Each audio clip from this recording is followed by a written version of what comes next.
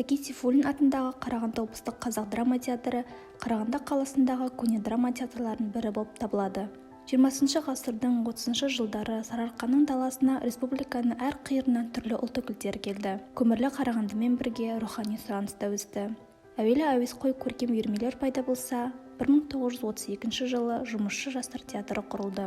Арада 2 жыл өткенде құрамына бір топ талантты жастар қосылып, театр Қарағанды қалалық жұмысшы қазақ жастарының театры деген атауға ие болды. Театрдың негізін қалағандар қатарында 200-ден аса рөлде ойнап, талай әртістің жұлдызын жаққан Жәмила Шашкина болды. 1936 жылы шығармашылық ұжымның қалыптасуында аса маңызды оқиға болды. Театр облыстық театр статусын алып, кәсіптік ұжымға айналды.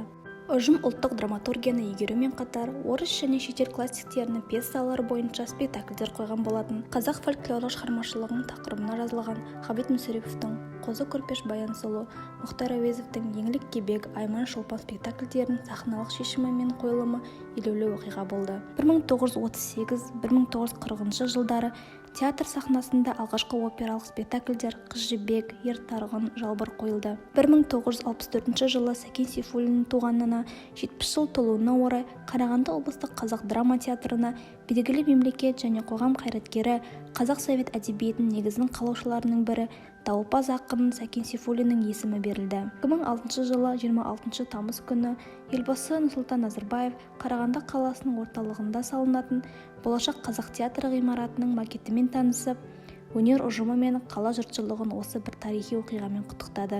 Театр ұжымы жаңа ғимаратқа 2008 жылы көшті. Қасиетті өнер ордасын сәулетші Қанат Мұсаев жобалаған.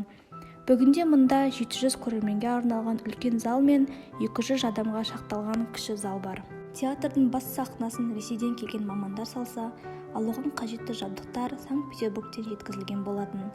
2008 жылы 8 желтоқсанында елбасы Нұрсұлтан Назарбаев Сәкен театрының жаңа ғимаратының ашылуына қатысып, алғашқы қойылған Мұхтар Әуезовтің Айман шолпан музыкалық комедиясын тамашалаған болатын.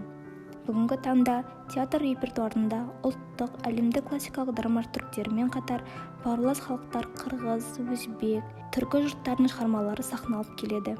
Театр гастрольдік сапарлармен Өзбекстан мен Қарақалпақстан, Түркіменстан елдерімен қатар Каир, Ялта, Минск, Баку елдерінде тәуелсіз еліміздің, өнеріміз бен мәдениетіміздің көк байрағын желбіретіп, қазақ театр өнерін паш етіп танытып келеді.